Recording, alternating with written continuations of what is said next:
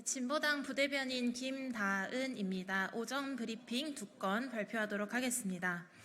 권익위의 김건희 사건 종결 특검이 필요합니다. 어제 국민권익위원회에서 김건희 여사의 명품 수수에 대해 공직자 배우자는 제재 규정이 없다.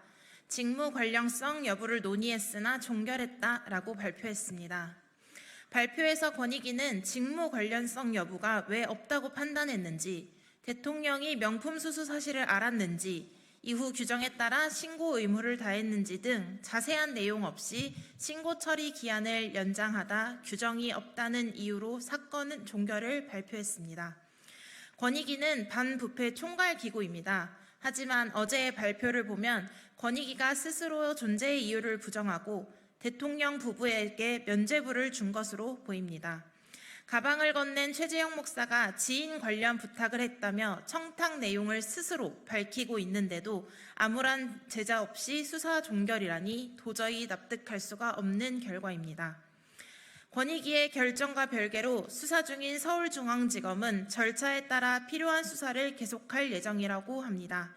하지만 지금 검찰 수사에 대한 신뢰도도 낮고 권익위의 결과를 보고 어느 국민이 명품 수수 수사가 제대로 될 것이라고 기대하겠습니까? 김건희 여사는 명품 가방 수수와 도이치모터스 주가 조작 의혹 수사를 받고 있는데도 대통령의 국외 국빈 방문 동행을 위한 출국을 했습니다.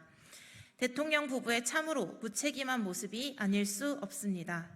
윤석열 대통령은 신고의 의무를 다했는지에 대해 대답하고 김건희 특검을 수용하십시오. 두 번째입니다. 서울시의 공공돌봄 후퇴, 돌봄 국가 책임제 실현해야 합니다. 서울시 사회서비스원 폐지를 막기 위한 노동자들이 단식을 시작했습니다. 서울시는 지난 4월 시의회 조례 폐지 가결에 이어 10월 31일 청산을 목표로 서비스 종료와 노동자 근로계약 종료를 통보했습니다. 돌봄에 대한 시대의 흐름에 역행하는 판단이 아닐 수 없습니다. 서울시 사회서비스원은 국가가 중심이 되어 돌봄에 관련된 질 좋은 공공서비스를 제공하는 공공기관입니다. 이윤이 중심이 아닌 사람답게 살면서 돌봄하는 세상을 만들고자 하는 것이 사회서비스원의 본질이며 저출산, 고령화의 노인, 장애인, 아동에 대한 돌봄의 필요성이 급증하는 시대에 꼭 필요한 공공기관입니다.